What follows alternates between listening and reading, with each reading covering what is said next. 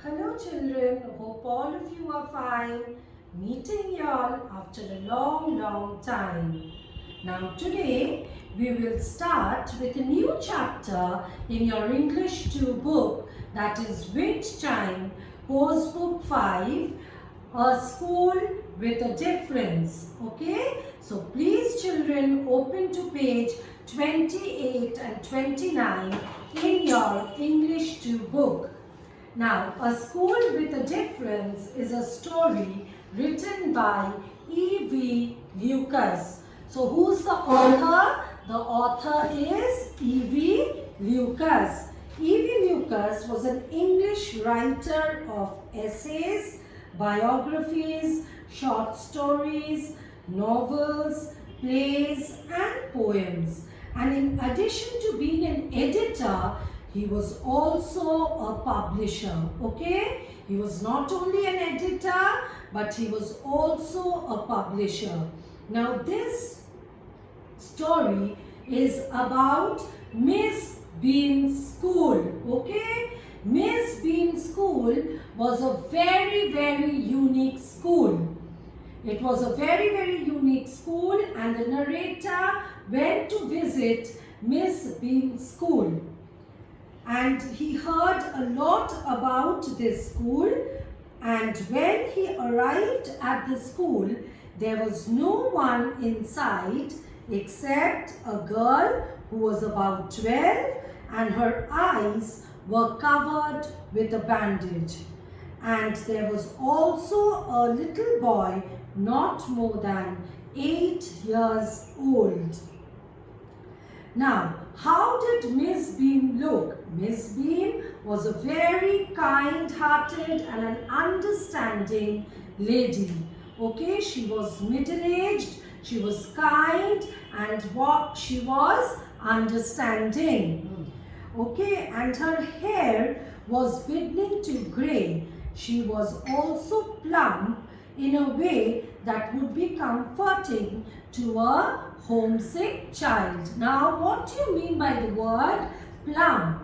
Children, plump means pleasantly fat. Okay? Miss Bean was pleasantly fat, and she was very comforting to a homesick child. Now, who is a homesick person, or when do you feel homesick? And what do you mean by homesick? Homesick means sad because you're away from home. Sad because you're away from home. Now, the author and Miss Bean, they talked for a while, and the narrator asked Miss Bean about the real aim of her school. Now, what was the real aim of Miss Bean's school? Miss Bean said that the real aim of her school was not so much to instill thought as thoughtfulness, but humanity, citizenship.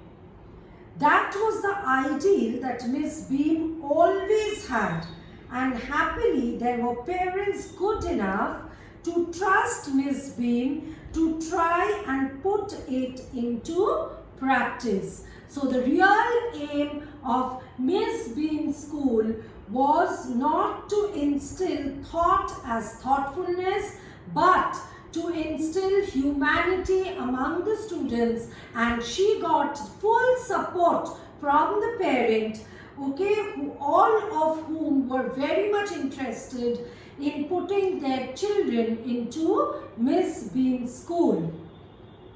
Miss Bean asked the narrator to look out of the window, which overlooked a large garden and a playground at the back.